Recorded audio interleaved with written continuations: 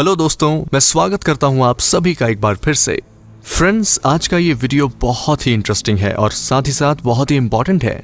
इस वीडियो में हम इंडियन आर्मी के ऑफिसर्स रैंक के बारे में बात करेंगे और इस वीडियो को देखने के बाद आप सभी इंडियन आर्मी के ऑफिसर्स रैंक को पहचान पाएंगे। साथ ही साथ हर रैंक की क्या रोल्स एंड रिस्पॉन्सिबिलिटीज होती है उसे भी आप जान पाएंगे। तो चलिए शुरू करते हैं।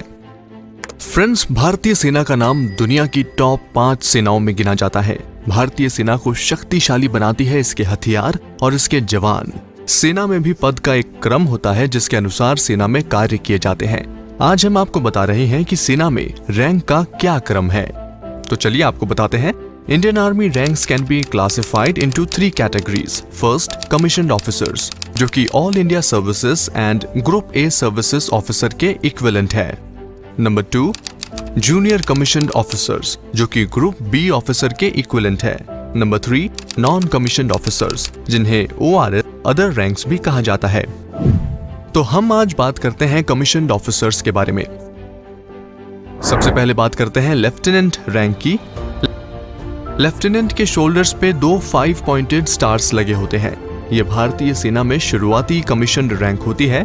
IMA, OTA जैसी एकेडमीज में ट्रेनिंग के बाद जब यंग ऑफिसर्स पास आउट होते हैं तो वो लेफ्टिनेंट ही बनते हैं। इसके बाद उनका प्रमोशन होता है। लेफ्टिनेंट को YO यानी कि यंग ऑफिसर भी बोला जाता है। लेफ्टिनेंट यूनिट में अपनी ट्रेनिंग और लीडरशिप एबिलिटीज को डेवलप करता है और ट्रूप को कैसे लीड करना है ये भी सीखता है। Lieutenant 9th highest commissioned officer rank है। चलिए अब बात करते हैं कैप्टन रैंक की। कैप्टन की यूनिफॉर्म में शोल्डर्स पे 3 5 पॉइंटेड स्टार्स लगे होते हैं। एक कमीशन्ड ऑफिसर 2 साल की सर्विस के बाद लेफ्टिनेंट से कैप्टन बनता है, तो कैप्टन बनने के लिए कम से कम 2 साल की सर्विस होनी चाहिए। कैप्टन बटालियन की कंपनी या किसी यूनिट की बैटरी को लीड करता है जिसमें लगभग 120 सोल्जर्स होते हैं। कैप्टन साथ ही adjutant, quartermaster, OP officer, GPO की ड्यूटी भी करता है। वहीं आपको बता दूं, captain 8th highest commissioned officer rank है। चलिए अब जानते हैं मेजर रैंक के बारे में। मेजर रैंक के ऑफिसर की यूनिफॉर्म पे एक अशोक स्तंभ लगा होता है।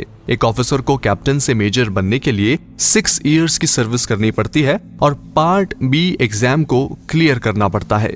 मेजर भी कंपनी या बैटरी को लीड करता है और साथ ही adjutant, quartermaster, OP officer, GPO का काम भी करना पड़ सकता है। वहीं मेजर इंडियन आर्मी में 7th highest commissioned officer rank है। अब नजर डालते हैं लेफ्टिनेंट कर्नल रैंक पर। लेफ्टिनेंट कर्नल की यूनिफॉर्म में शोल्डर्स पर अशोक स्तंभ और एक स्टार होता है। लेफ्टिनेंट कर्नल बनने के लिए 13 साल की सेवा करना अनिवार्य होती है। लेफ्टिनेंट कर्नल बटालियन या यूनिट में सेकंड इन कमांड होता है, यानी कि कमांडिंग ऑफिसर की एब्सेंटी या लीव के दौरान बटालियन को लीड करता है और जरूरत पड़ने पर कंपनी को भी लीड करता है।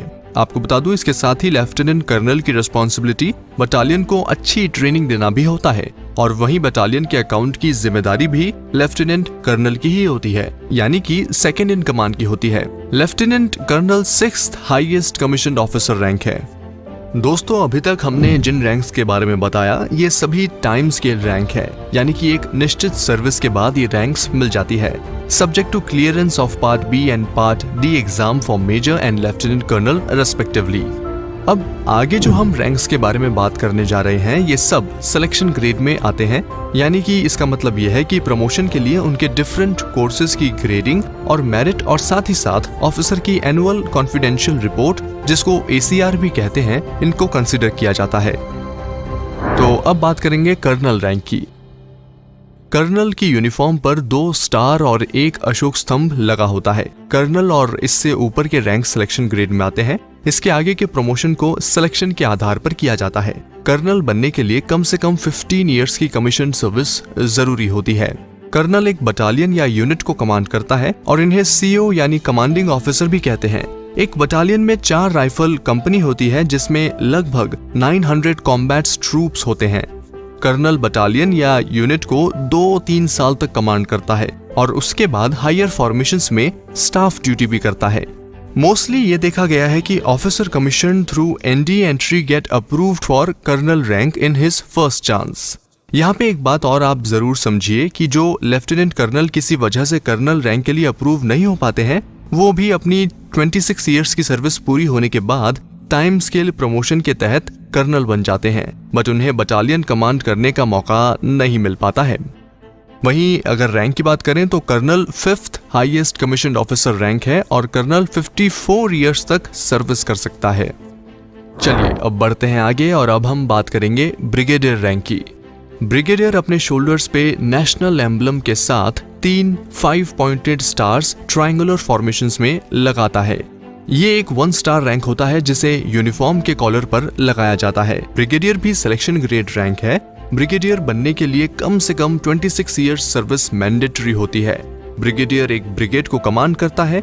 फॉर एग्जाम्पल, एक इन्फेंट्री ब्रिगेड में लगभग 3000 battle troops with supporting elements होते हैं। एक इन्फेंट्री ब्रिगेड में 3 इन्फेंट्री बटालियंस होती हैं। ब्रिगेड कमांड करने के बाद ब्रिगेडियर हायर फॉर्मेशंस में वेरियस स्टाफ ड्यूटी भी करते हैं। वहीं ब्रिगेडियर 56 इयर्स तक सर्विस कर सकता है। और रैंक की बात करें यहाँ पर तो brigadier 4th highest commissioned officer rank होता है। अब हम बात करेंगे मेजर जनरल रैंक की। मेजर जनरल के शोल्डर्स पे एक 5 पॉइंटेड स्टार के साथ क्रॉस्ड बैटन एंड स्वॉर्ड लगा होता है। मेजर जनरल एक 2 स्टार रैंक होता है जिसे यूनिफॉर्म के कॉलर पर लगाया जाता है। मेजर जनरल भी सिलेक्शन ग्रेड रैंक है। मेजर जनरल्स रैंक में प्रमोट होने के लिए कम से कम 32 इयर्स ऑफ सर्विस रिक्वायरमेंट होती है। मेजर जनरल डिवीजन को कमांड करता है। एक डिवीजन में लगभग 15,000 combat troops and 8,000 supporting elements होते हैं। One division usually consists of 3 to 4 brigade. Major general भी डिवीजन कमांड करने के बाद higher formation like corps command and army headquarters में वेरियस पोस्ट में काम करता है। Major general 3rd highest commissioned officer rank है और मेजर जनरल 58 इयर्स तक सर्विस कर सकता है। चलिए अब जानते हैं लेफ्टिनेंट जनरल रैंक के बारे में। लेफ्टिनेंट जनरल शोल्डर्स पे नेशनल एम्बलम के साथ क्रॉस्ड बैटन एंड स्वॉर्ड लगा होता है। लेफ्टिनेंट जनरल एक 3 स्टार रैंक होता है जिसे यूनिफॉर्म के कॉलर पर लगाया जाता है। लेफ्टिनेंट जनरल का प्रमोशन भी सिलेक्शन से होता है जिसके लिए कम से कम 36 इयर्स की सर्विस जरूरी होती है। वहीं लेफ्टिनेंट जनरल एक कमांड और कोर को कमांड करता है। अभी इंडियन आर्मी में 7 कमांड्स हैं और 14 कोर हैं। कोर में 3 से 4 डिविजन्स होती हैं। वहीं एक और बात मैं आपको बता दूं, lieutenant general can also be appointed as vice chief of army staff. Lieutenant general is 2nd highest commissioned officer rank है और लेफ्टिनेंट जनरल 60 इयर्स तक सर्विस कर सकते हैं। अब हम फाइनली बात करते हैं जनरल रैंक की। जनरल के यूनिफॉर्म में शोल्डर्स पर एक नेशनल एम्बलम, एक 5 पॉइंटेड स्टार और क्रॉस्ड बैटन एंड स्वॉर्ड लगा होता है। जनरल एक 4 स्टार रैंक होता है जिसे यूनिफॉर्म के कॉलर पे लगाया जाता है। जनरल का कार्यकाल 3 साल तक का होता है या फिर 62 इयर्स की एज तक, इनमें से जो भी पहले हो जाए। ये भारतीय थल सेना की सबसे ऊंची रैंक होती है और इन्हें कमांडर इन चीफ भी कहा जाता है। इन सभी रैंक के अलावा इंडियन आर्मी में एक और रैंक होती है जो कि सेरेमनियल रैंक भी जिसे कहते हैं हम लोग, और वो है फील्ड मार्शल रैंक। वैसे तो थल सेना में सबसे ऊंची रैंक फील्ड मार्शल की होती है। ये पद किसी को सम्मान के रूप में दी जाती है, ये किसी नियमित अधिकारी को नहीं दी जाती है। जैसे अगर किसी अधिकारी ने युद्ध या किसी ऑपरेशन में सर्वोच्च प्रदर्शन किया हो तो उसे ये दी जाती है।